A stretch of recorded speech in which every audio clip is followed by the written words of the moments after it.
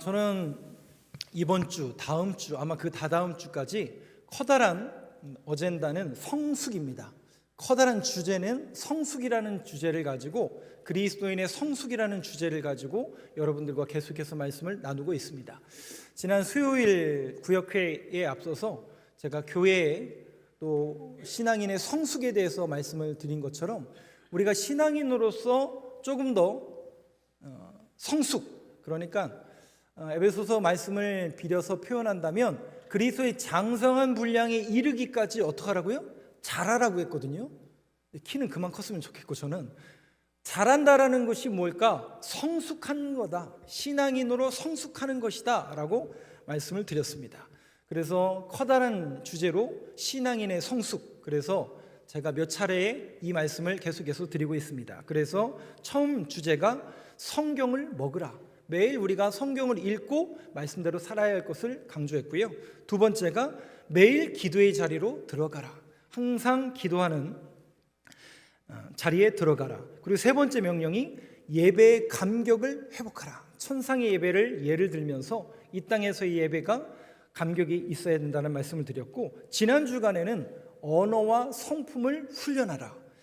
예수님의 성품이 두 가지였는데 기억이 나시나요? 온유와 겸손이었죠. 그 온유와 겸손은 무슨 뜻이라고요?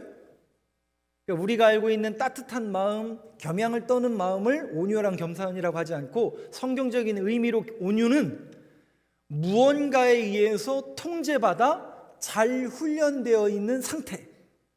그러니까 저와 여러분이 예수 믿고 성령님이 우리 안에 들어오심으로 인하여 그 성령님의 인도하심을 받아 잘 통제받아 훈련된 상태를 뭐라고 한다고요? 그걸 온유라고 말씀드립니다. 온유해지셨죠? 그렇죠. 저와 여러분들의 성령님이 계시고 그 성령님이 여러분들을 지배하고 있기 때문에 그 성령님의 인도하심을 따라 살아가는 모든 이들은 온유한 분들입니다. 겸손은 뭐라고요? 저 못해요, 이게 겸손이 아니고 이건 그냥 사양하는 거라고 그랬잖아요. 그건 아니, 겸손 아니고, 겸손이란 우리에게 주어진 모든 환경과 상태를 받아들이는, 수용하는 태도를 겸손이라고 말씀드렸습니다. 그것이 주님이 가진 품성이고 그 품성을 우리가 훈련해야 될 것을 말씀드렸고, 오늘은 그러면 제목만 한번 띄워주시죠. 제목만 한번 같이 읽어보겠습니다. 시작. 선교로 헌신하라. 제목만 딱 보면 여기 계신 분들 중에 제가 보니까 거의 수십 년 교회 다니는 분들이어서 제목 딱 보자마자 아이고 또 전도하라는 얘기구나 딱 감이 오시잖아요. 물론 틀린 말은 아닌데, 그 전도라는 것도 선교라는 영역 속에 포함되어 있는, 그러니까 포괄적인 의미에서 보면 미셔널, 선교라는 것이 가장 큽니다. 그러면 여러분들한테 이런 질문을 제가 먼저 해볼게요. 성경에, 우리가 이제 믿고 의지하는 이 성경에 선교라는 단어가 등장할까요? 안 할까요? 전도는 나와요. 전도는 나오는데 선교라는 단어가 나올까요? 안 나올까요? 본 적이 없죠. 안 나오니까 본 적이 없죠. 그러면 선교가 무엇일까? 성경적인 의미로 정의를 대부분의 많은 신학자들이나 선교사님들은 이 말씀을 근거로 선교에 대해서 정의를 합니다. 그 본문이 어디냐면 오늘 본문이에요. 다시 한번 띄워주시겠어요? 마태복음 1장, 마가복음 1장 14절 15절 말씀인데 아까 읽었기 때문에 제가 다시 한번 읽어드리겠습니다. 이것은 저의 의견일 뿐만 아니라 모든 목사님, 선교사님들이 공통적으로 이 말씀이 선교를 성경으로 정의하고 있는 곳이다 라는 본문입니다. 요한이 잡힌 후 예수께서 갈릴리에 오셔서 하나님의 복음을 전파하여 이르시되 때가 찼고 하나님의 나라가 가까이 왔으니 회개하고 복음을 믿으라 하시더라. 이 말씀이 왜 선교에 대한 정의를 나타내고 있는가? 잘 보세요. 하나님의 복음을 전파하여, 하나님의 복음을 전파한다는 건 뭡니까? 예수님이 우리를 위해서 이 땅에 오셨고 예수님에 대한 생명의 복음을 전하면 거기에 누가 생기기 시작하는 거예요?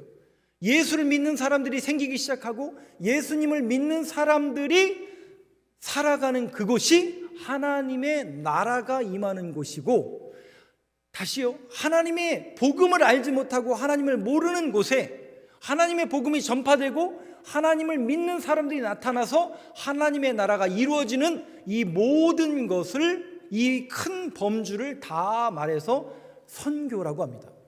단순히 우리는 선교는 복음 전하러 떠난다 이것만을 이야기하는데 그런 의미가 아니고 다 큰 의미입니다. 그러니까 1885년 이 땅에, 물론 카톨릭은 먼저 들어와 있었지만 150년 전에 더 카톨릭은 들어와 있었지만 기독교 교회가 하나도 없던 땅에 아펜젤러 목사님과 언더우드 목사님이 이 땅에 첫 발을 내디디셨단 말이죠. 그러면 이 땅에 기독교인이 몇 명 된 거예요? 산술적으로 2명 된 거죠. 2명. 2명이 하나님의 나라, 하나님의 복음을 전파하러 온 거예요. 그러니까 여러분 보세요. 그 복음이 전파되니까 거기가 어떻게 된다고요?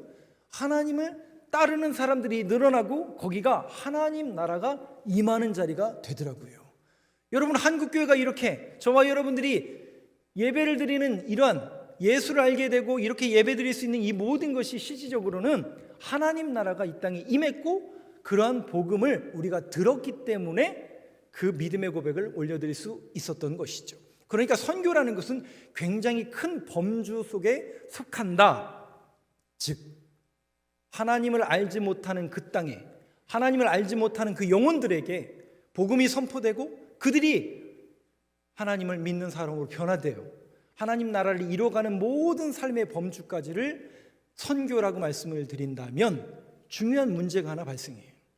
그렇다면 그곳에 하나님의 복음이 떨어진 그곳에 어떻게 하나님을 믿는 사람들이 나타나게 되었을까? 그것은 하나님의 역사이고 그 하나님을 믿는 복음이 우리에게 주어졌을 때 믿음을 갖는 사람이 생기게 되고 믿지 못하는 사람들이 생길 수 있습니다. 중요한 것은 그것을 받아들이는, 받아들이는 사람들이 반드시 있다는 거죠. 물론 우리가 복음을 전하러 가고 전도하러 가면 목사님 쉽지 않다니까요. 목사님 전도해봤자 안 받아요. 그리고 요즘은 귀에다 뭘 다 꽂고 다니잖아요. 그래가지고 이거 전도지 줘봐야 듣지도 않아요. 다 한 80%는 뭘 꽂고 다니기 때문에 안 들어요. 듣지도 않고 전도지도 안 받고 어떠잔 말이냐. 그런다고 여러분, 하나님 나라는 멈춰지지 않습니다. 하나님은 어떻게 해서든지 하나님의 역사를 써 가십니다. 그렇다면 우리가 거기에 발맞춰서 하나님의 복음을 어떤 방법으로 전도할까 늘 고민하고 기도하다 보면 방법이 생기겠죠. 중요한 것은 하나님을 믿는 사람들이 반드시 생긴다는 얘기, 안 생긴다는 얘기예요. 생긴다니까요. 1960년대에 충남 서천구 서면 월호리에는 예수를 믿는 사람이 한 명도 없었다니까요. 근데 예수 믿는 한 분이 시집 왔어요. 그게 누군지 아세요? 저희 어머니. 그분이 와셔서 뭐 선교사로 쓰임받고 그런 건 아니지만 3가지가 저희가 어머니가 시집 왔더니 없더래요. 콜라를 파는 데가 없고, 그러니까 가게가 없었다는 얘기예요. 워낙 시골이니까. 전기가 안 들어오더래요. 3번째, 교회가 없더래요. 근데 여러분 보세요. 우리 어머니가 열심히 기도했는지 안 했는지는 저도 몰라요. 그러나 중요한 것은 하나님의 복음을 들은 사람들이 가기 시작하는 거예요. 그러면서 시간이 지나고 거기에 복음이 떨어지면서 그것이 씨앗이 되고 씨앗이 되고 씨앗이 되어서 복음이 심겨지니까 거기에 생명이 이루어지는 거죠. 그 열매가 누군지 아세요? 뭐 누구에서 저겠죠. 네. 목사 하나 없고 장로님 하나 없는 가정에 제가 목사가 됐으니 저희 가문은 성공한 가문이죠. 저 때문에 성공한 가문 맞습니다. 그분들은 그렇게 생각 안 하시던데 저는 그렇게 생각하고 있습니다.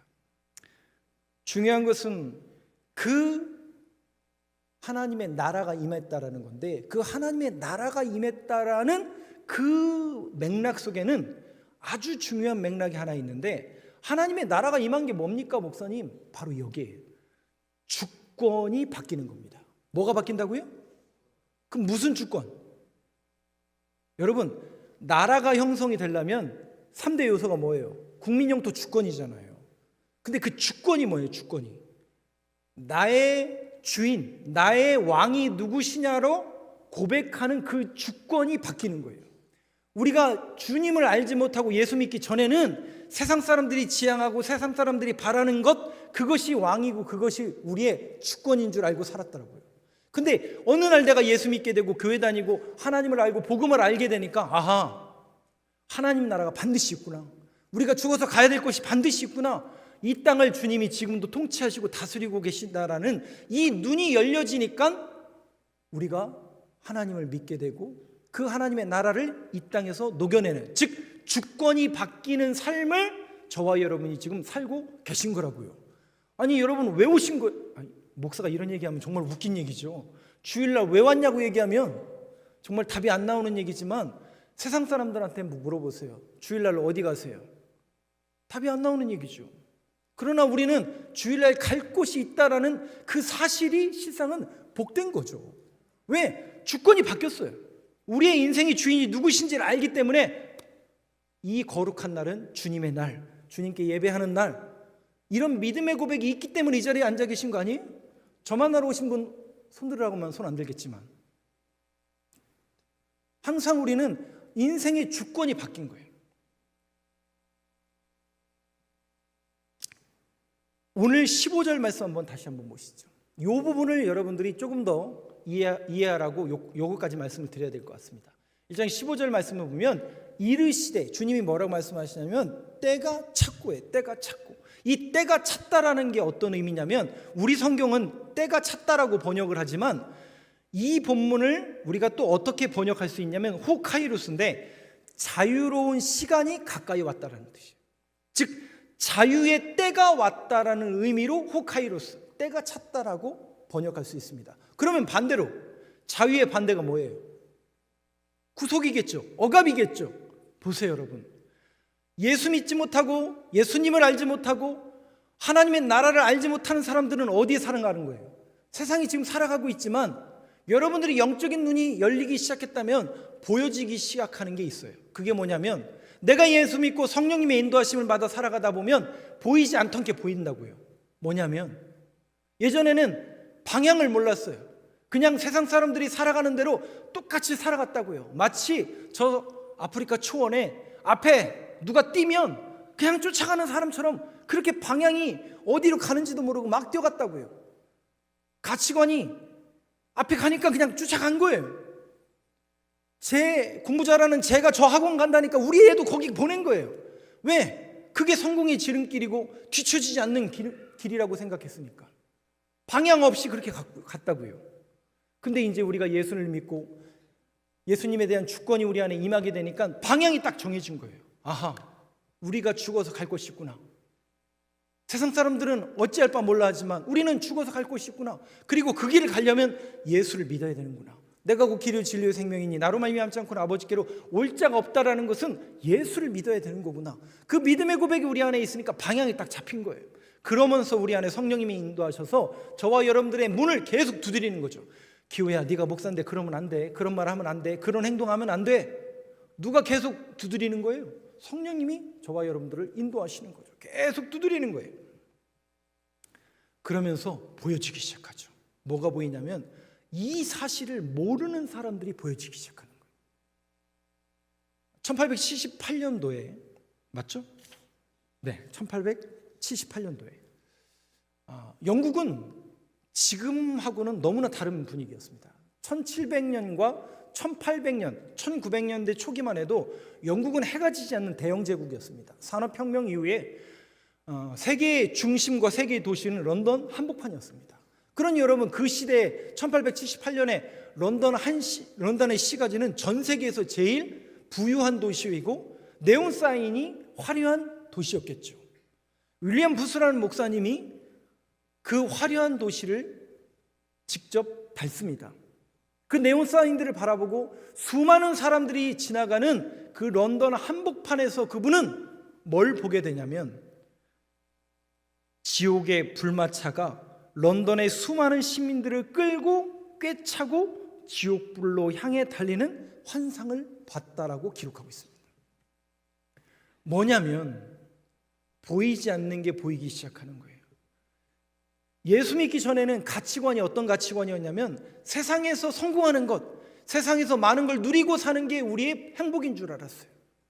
근데 이제 내 안에 예수가 들어오고 내 안에 생명이 들어오니까 그것도 물론 중요하지만 그것보다 더 중요한 것이 무엇인지에 대한 눈이 열리기 시작한 거예요. 그러면서 그 사람들이 어떻게 보이냐면 불쌍하게 보이기 시작하는 거예요. 그래서 이 윌리엄 부스 목사님이 그 눈이 열리면서 어디를 보기 시작하냐면 빈민구를 보기 시작하는 거예요.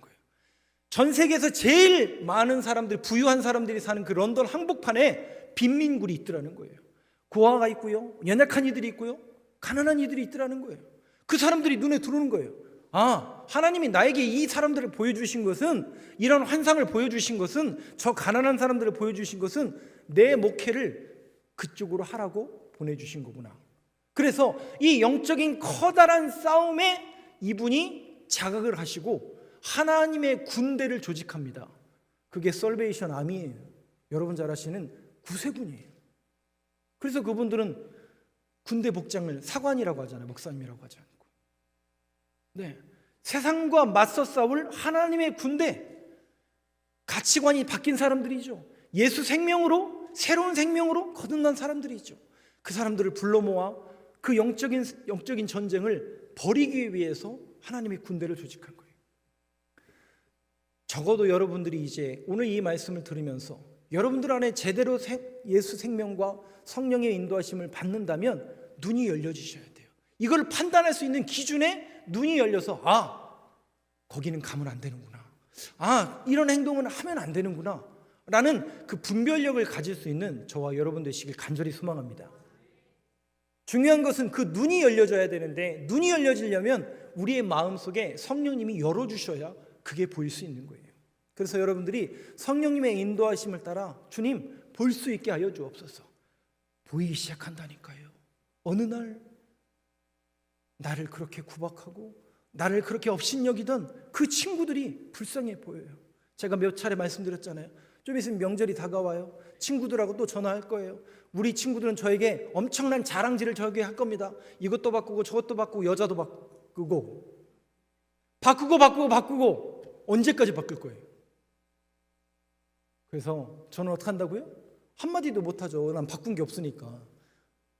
바뀐 게 있다면 담임 목사가 된 거죠. 그거 자부심 갖고 묵묵히 참고 있죠. 자랑질 계속해요. 아파트 바꾸고 차 바꾸고 뭐 바꾸고 한참 바꾸고 맨 마지막에 뭐라고 한다고요? 왜요? 네가 목사니까. 그래서 여러분들의 자존감이 여기에 있어야 돼요. 여러분 보세요. 우리의 염려, 두려움, 근심, 걱정의 본질을 다 쫓아보면 물론 결핍 정말 없어서 눈물 짓는 분도 있어요. 그러나 이 시대가, 한국 사회가 그렇게 어려운 시대 아니잖아요. 없어서가 아니잖아요. 상대적인 박탈감 아닙니까? 그 가치관이 자꾸 여기에 이제 우리가 현혹이 되는 거예요.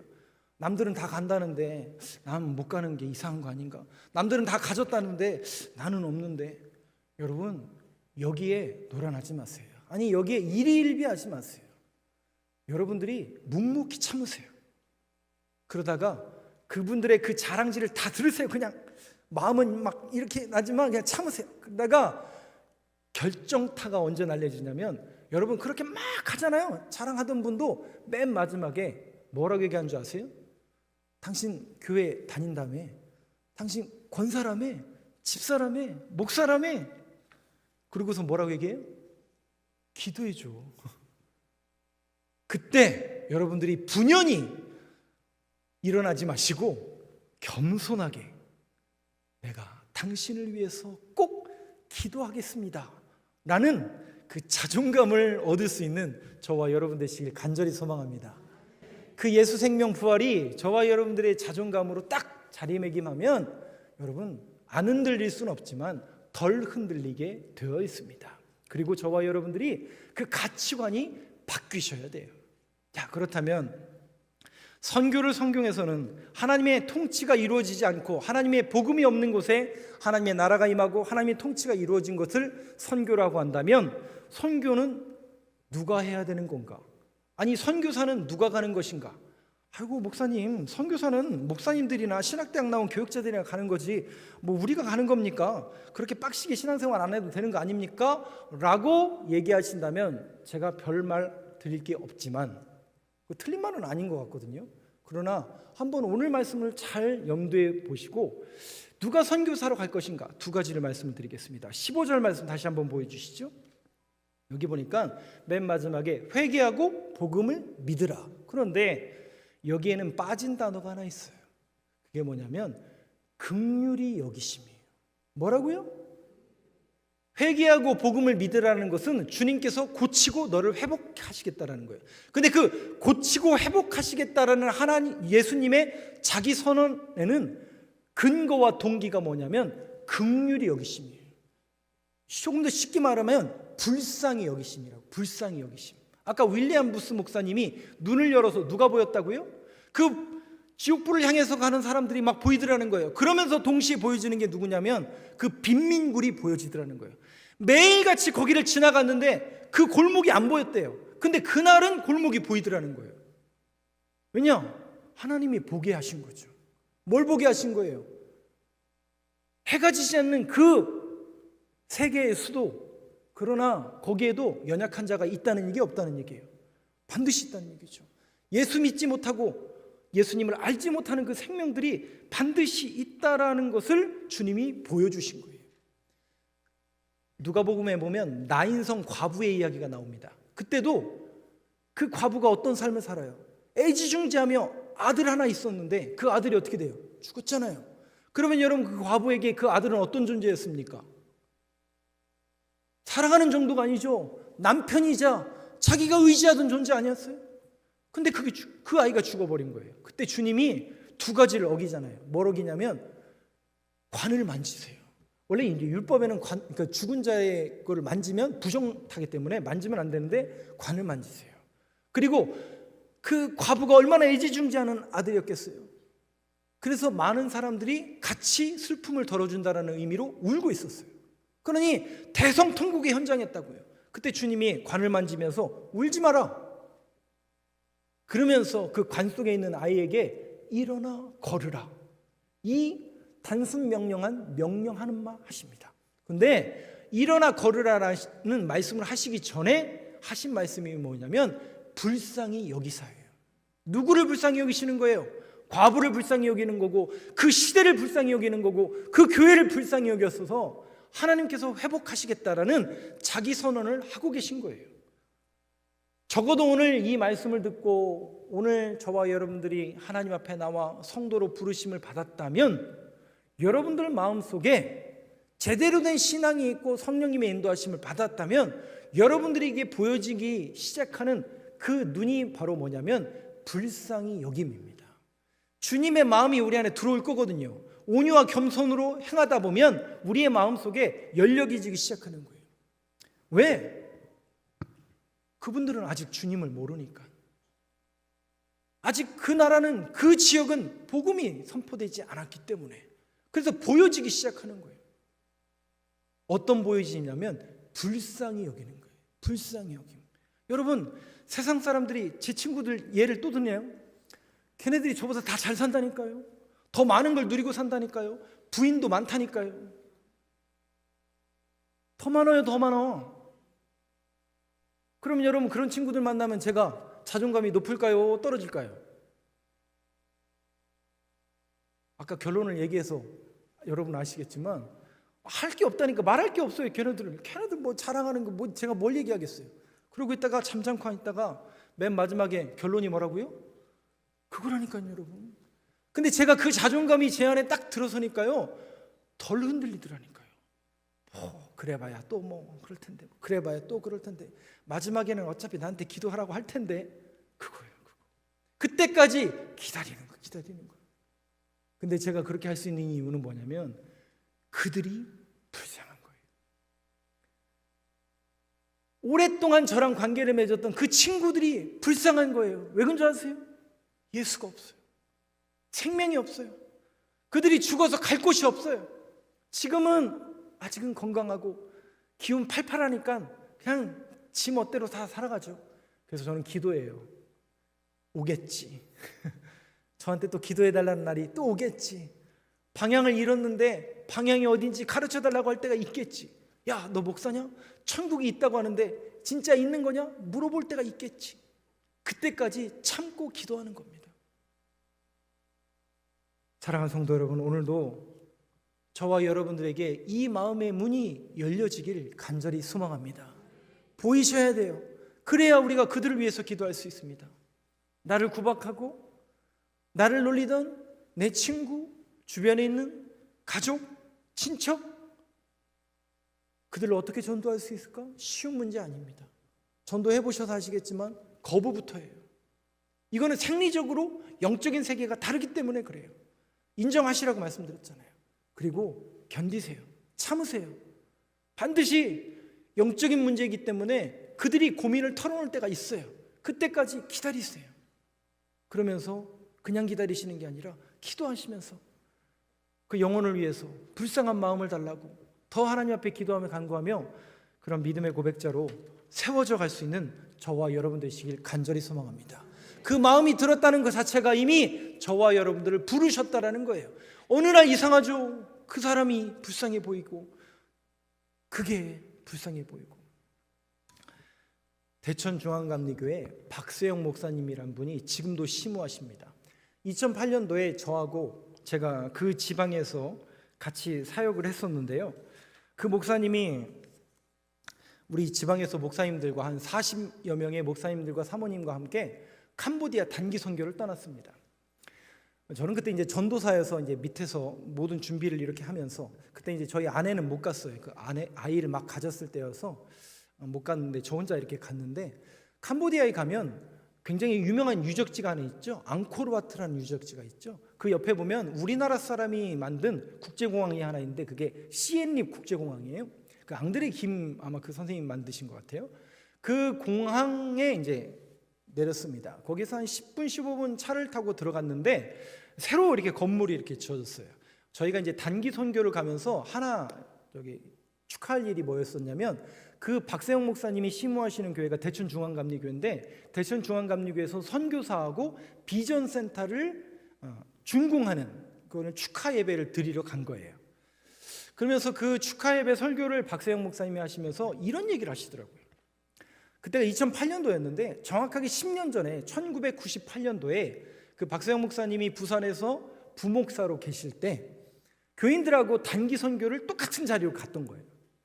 똑같은 자리로 갔는데 그때는 1998년도만 해도 캄보디아가 굉장히 어렵게 살았대요. 그런데 지금도 많이나 잘 사는 건 아니지만 그 목사님 눈에 누가 들어왔냐면 헐벗고 다니며 옷도 제대로 안 입고 기분이 $1 혹시 기억나세요?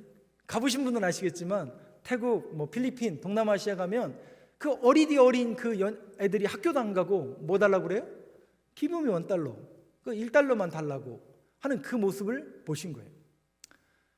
근데 그 어린 소녀들 대부분 여자들이라는 거예요. 그러니까 알고 봤더니 그 $1의 가치가 어느 정도였냐면 그때만 해도 $1의 가치가 노동자의 하루 품삯보다 많았대요. 그러니까 아버지들이 일은 안 하고 뭐 하는 거예요? 딸들 기분이 $1 시키러 간 거예요.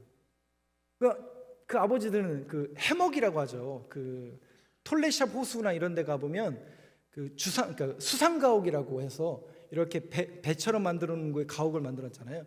해먹이라고 해서 그물에서 전부 낮잠 자는 게 누구냐면 그 건장한 남자들이에요. 그리고 그 자녀들은 뭐 한다고요? 기분이 $1 하고 있는 거예요. 근데 그 모습이 너무 불쌍하게 이 목사님 시선에 꽂힌 거예요. 그래서 마음속에 이렇게 기도하셨대요. 내가 저 어린 아이들을 가르칠 수 있는 학교 또 센터, 그때 이제 부목사 시절이니까 불쌍히 여기는 마음으로 지어졌으면 좋겠다라고 열심히 기도한 게 아니라 그냥 스치듯이 기도하셨대요. 근데 정확하게 10년 후에 그분이 대천중앙교회 담임 목사님으로 부임해 가시고 대천중앙교회 이름으로 선교사와 비전센터를 정확하게 그 자리에 세우신 거예요. 여러분, 이것은 살아있는 역사입니다. 실질적으로 지금 일어난 역사입니다. 분명히 하나님께서 우리에게 보여주실 때가 있어요. 그 영혼이, 그 사람들이 그때마다 여러분 기도하시고 저와 여러분들에게 이러한 눈을 달라고 함께 기도할 수 있는 저와 여러분 되시길 간절히 소망합니다. 그러니까 선교사는 신학교 나온 목사님이나 선교사들만 가는 게 아니에요. 선교사는 주님의 마음을 품은 사람이라면 모두가 선교사인 겁니다. 그래서 여러분들의 모든 삶의 자리에서, 가정에서, 직장에서, 군대 갔다가 이번에 나온 저분 모든 삶의 현장에서 저와 여러분은 그런 마음이 들었다면 선교사로 부름을 받은 거죠. 에베소서 3장 7절 말씀을 한번 열어주시죠. 한번 같이 읽겠습니다. 시작. 이 복음을 위하여 그의 능력이 역사하시는 대로 내게 주신 하나님의 은혜의 선물을 따라 내가 일꾼이 되었노라. 사도 바울도 뭐라고 얘기하냐면 이 복음을 위하여 그의 능력이 역사하신 대로 내게 주신 하나님의 은혜의 선물, 그게 뭐예요? 구원이잖아요. 예수 생명이잖아요. 저와 여러분이 예수를 믿음으로 인하여 갈 곳이 생겼고 방향이 생겼고 인생의 목적지가 딱 생겼어요. 그것은 하나님의 은혜의 선물이라고요. 그거를 저와 여러분이 몽땅 받았어요. 그 구원의 선물을 받은 사람들은 뭐가 됐다고요? 일꾼이 되었노라. 그래서 저와 여러분들의 모든 삶은 미셔널 라이프, 항상 선교 지향적인 삶이 저와 여러분들이 추구해야 될 삶인 겁니다. 그래서 불쌍한 사람 없나, 예수 믿지 못한 사람이 없나라는 것을 늘 바라보고 염두하면서 그 사람들을 바라보면서 그곳에 하나님의 나라가 임하고 그곳에 특별히 우리 교회를 이 지역 주민들이 볼까요? 안 볼까요? 보죠. 건물이 있으니까, 저 담이 있으니까 교회를 본다고요. 그러면서 뭐라고 평가할까요? 교회니까 교회겠지. 근데 여러분, 평가는 제각기 다릅니다. 중요한 것은 보고 있어요. 누가? 안 믿는 사람들이 보고 있습니다. 여러분들의 모든 삶과 행동을 안 믿는 사람들이 보고 있습니다.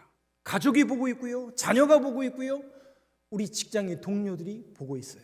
그래서 저와 여러분들은 어떻게 살아야 되느냐? 마태복음 5장 16절 한번 열어주시죠.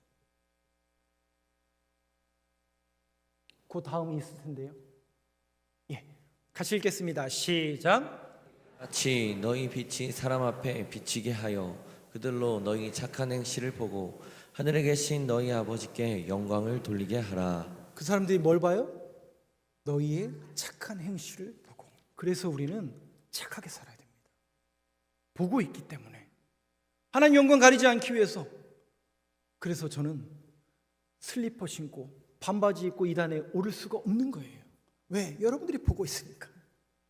마찬가지입니다. 저와 여러분들의 모든 삶을 안 믿는 사람들이 보는 거예요. 뭐 어떻게 살아야 돼요? 물어보는 제가 바보죠.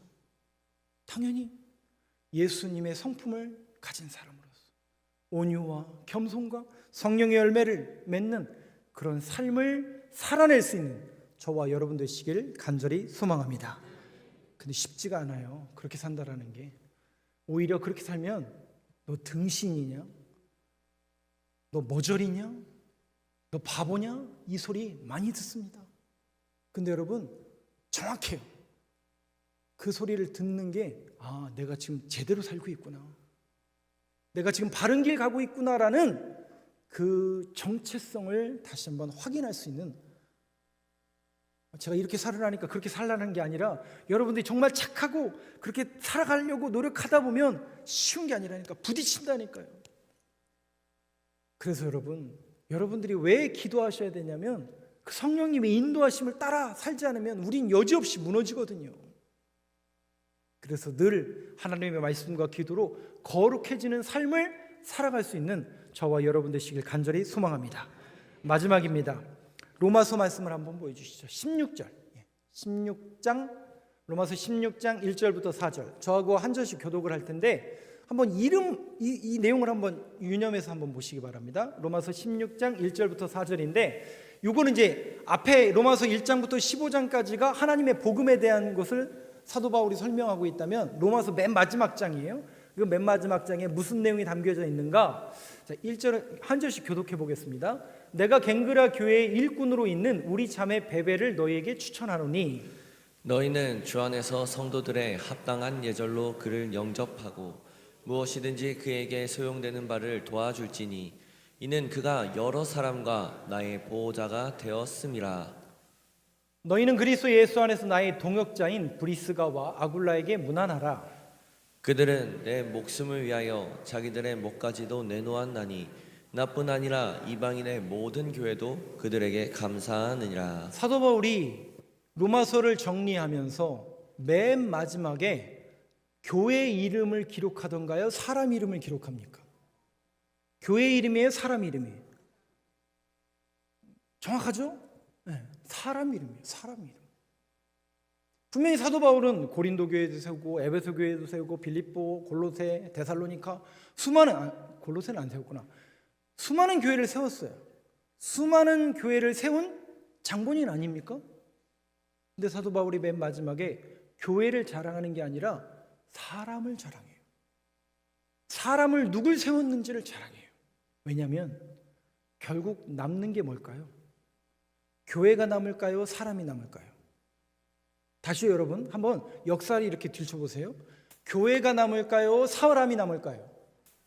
아이고 목사님, 그러면 우리 서부중앙교회 나중에 없어진다는 얘기 아닙니까? 모르죠, 그건. 다만 안 없어지길 간구하고 기도할 뿐이죠. 여러분, 기독교 역사를 보세요. 고린도 교회 어디 있어요? 에베소 교회 어디 갔어요? 데살로니가 교회 어디 갔어요? 근데 여러분, 교회는 사라졌는데 고린도 교회에서 신앙교육을 받았던 사람들은 지금도 남아있어요. 에베소 교회에서 신앙생활하던 사람이 자신의 자녀들에게, 자신의 후손들에게 복음을 가르쳐요. 결국 이슬람으로 인해서 그들은 쫓겨갈 수밖에 없어요. 그러나 그들은 또 그리스도인으로 살아가는 거예요.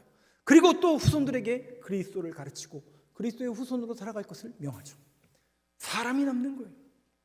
여러분, 교회가 뭘 남겨야 될까요? 사람을 남겨야 돼요. 그래서 우리 교회가 미셔널 처치, 선교하는 교회라면 선교사를 파송하는 교회가 돼야 돼요. 그리고 선교사요, 하나님의 복음의 일꾼들을 길러내고 파송하는 일에 저와 여러분들이 동참하셔야 됩니다. 여러분, 이단교회와 개혁주의 우리 교단을 구별하는 그 구별점 중에 하나가 뭔지 아세요? 이단교회들은 선교를 하지 않아요. 왜 그런 줄 아세요? 왜 안 할까요? 아까워서 안 해요. 뭐해서 안 한다고요? 아까워서. 여러분, 선교하는 선교원금 3년만 모아보세요. 3년 모아서 땅 사면 10년 후에 어떻게 될까요? 제가 여러분들한테 안 물어봐도 다행이죠. 10년 후에 그 땅 사서 땅값 올랐으니까 그걸로 교회 새로 지차. 틀린 말 아니에요. 틀린 말 아니에요. 근데 여러분 보세요. 결국 뭐가 남냐면 사람이 남는다니까요. 근데 그 사람을 키워내려면 뭐가 필요해요? 똑같이 돈이 필요해요. 그래서 이게 그냥 붙는 것처럼 보일 수 있어요. 근데 여러분, 결국 남는 건 누가 남느냐? 사람이 남더라고요. 저는 여러분들을 남기고 싶어요. 여러분 한 분 한 분이 선교사가 되었으면 정말 좋겠어요. 아이고 목사님, 선교사가 되라뇨. 그런 거룩한 이름. 당장 내일에 신학과 원서를, 그거 아니에요. 여러분들의 모든 삶의 자리에 여러분들이 주님의 일꾼으로 부르심을 받았고 예수를 믿고 구주로 영접한 모든 사람들은 선교사인 거예요. 그래서 그런 마인드와 그런 가치관과 그런 믿음의 고백을 가지고 저와 여러분들이 살아간다면 여러분들 때문에 여러분 가정이 복음화가 되고 여러분들 때문에 우리 교회가 복음을 전파하는 교회가 되고 여러분들 때문에 이 나라의 민족이 복된 하나님의 나라가 이루어질 줄 믿습니다. 마지막으로 짐 엘리엇이라는 선교사를 여러분들한테 소개하고 말씀을 마치려고 합니다. 사진 한번 보여주세요. 사모님하고 같이 찍은 건 아니고 짐 엘리엇 선교사님, 또 엘리자베스 선교사님. 1956년도에 이 두 분이 이제 결혼하셨고 이제 자녀가 있었는데 29살 이제 여러분 보시는 저 짐 엘리엇이라는 남자 선교사님이 1956년이 29살이 됐을 때입니다. 미국에서 휘튼 대학을 졸업하시고 혼자 간 게 아니라 5명 같이 그 대학을 졸업한 무리들이, 그러니까 이 목사님들이 그 당시에 휘튼 대학은 미국에서 그 아이비리그에서도 굉장히 상위권에 있었던 굉장히 우수한 인재들이었습니다. 이런 우수한 인재 5명이 에콰도르라는 그 머나먼 남미에 아우오리족이라는 그 부족에게 복음을 전하러 가신 거예요. 근데 복음을 전하러 가셨다가 5명이 전부 창에 찔려 죽임을 당한 거예요. 하루아침에 5명이 창에 찔려 죽임을 당한 거예요. 근데 그분들은 그런 이제 미전도지고 위험한 지역이기 때문에 다 총을 가지고 간 거예요. 근데 총을 쏘지 않았어요, 이 사람들. 그리고 다 창에 맞아 죽으신 거예요. 그래서 이분들의 일화를 만든 게 창끝이라는 영화예요. 근데 이분들이 그렇게 죽었다는 소식을 듣고 한 신문 기자가 이 젊은 유망하고 이 미국의 인재들인 이 5명의 죽음을 가지고 신문 기자가 이런 제목의 사설을 싣습니다. 제목이 이렇습니다. 이게 무슨 낭비인가? 뭐라고요? 낭비죠. 이 미국의 유수한 대학을 수석으로 졸업한 이 친구들이 제대로 한번 사역도 못 해보고 제대로 나라와 민족을 위해서 헌신도 못 해보고 꽃도 못 피워보고 죽은 이게 낭비죠, 낭비. 근데 여러분, 놀라운 일이 벌어져요. 이 5명의 부인들이 있어요. 부인들이 있고 자녀들이 있어요. 그런데 이 5명의 부인들이 다시 선교사 교육을 받아요. 그리고 선교사로 헌신하고 또 어디로 가냐면 남편들이 죽은 그 자리로 가는 거예요. 그리고 가서 거기서 복음을 전하는데 이 아우오리족 부족은 남자들은 원래 식인 부족이래요. 식인 부족이었는데 남자들은 죽이는데 여자들은 건드리지 않는 풍습이 있어서 이 여자 선교사들을 건드렸을까요? 안 건드렸을까요? 안 건드린 거예요. 그리고 그들에게 추장이 나타나서 이런 말을 합니다. 분명히 당신들의 남편을 우리가 다 죽였는데 또 당신들은 왜 여기 와서 또 이렇게 일을 하십니까? 라고 질문해 이 여자 선교사님들이 이렇게 이야기합니다. 우리는 사랑하는 남편들이 당신들에게 전해주고 싶었던 뭘까요? 복음을 들려주고 싶어서 다시 왔습니다. 하나님은 당신들을 사랑하고 하나님의 사랑이 이곳에 임할 것입니다. 그 사람들이 믿었을까요? 안 믿었을까요? 사랑하는 남편들이 전했을 때는 안 믿었는데 그 남편들이 죽은 이후에 이 여자분들이 와서 복음을 전하니까 믿기 시작하는 거예요. 그리고 나서 놀라운 일이 벌어지는데 그 창으로 찔러 죽였던 한 분이 헌신하고 역시 선교사로 파송을 받습니다. 그러면서 거기 에콰도르 아우리족 부족이 복음화가 되는 놀라운 경험을 하고 나서 이 2015년까지 살아계셨던 엘리자베스 엘리엇이라는 사모님이 이게 무슨 낭비인가? 라고 신문 사설을 썼던 기자에게 한 통의 편지를 씁니다. 그 편지 모습 한번 보여주시겠어요? 이렇게 편지를 써요. 뭐라고 썼는지 제가 다 번역은 안 했고 번역된 일부분을 여러분들에게 소개하겠습니다. 자막으로 한번 보여주시겠어요? 자막으로 한번 보여주세요. 네, 우리 자막만 한번 같이 읽어보겠습니다. 시작. 영원한 것을 위하여 영원하지 않은 것을 버리는 사람을 어리석다고 하지 마십시오. 이 쓸모없는 나뭇개비에 불을 붙여주시고 제 삶을 주의 영광을 위해 태워 주옵소서. 저는 오래 사는 것보다 주님을 위해 풍성한 삶을 살길 원합니다. 그렇습니다. 그래서 마지막 장면 한번 보여주세요. 이분의 놀라운 내용이죠. 영원한 것을 얻기 위하여 영원하지 않은 것을 버리는 사람은 결코 바보가 아니다. 낭비입니까? 낭비가 아닙니까? 우리는 복음을 심는 사람들입니다. 그래서 저와 여러분이 오늘도 내일도 새롭게 주어진 이 한 주간도 복음을 심는 사람으로 풍성한 삶을 살아가는 저와 여러분 되시길 간절히 소망합니다.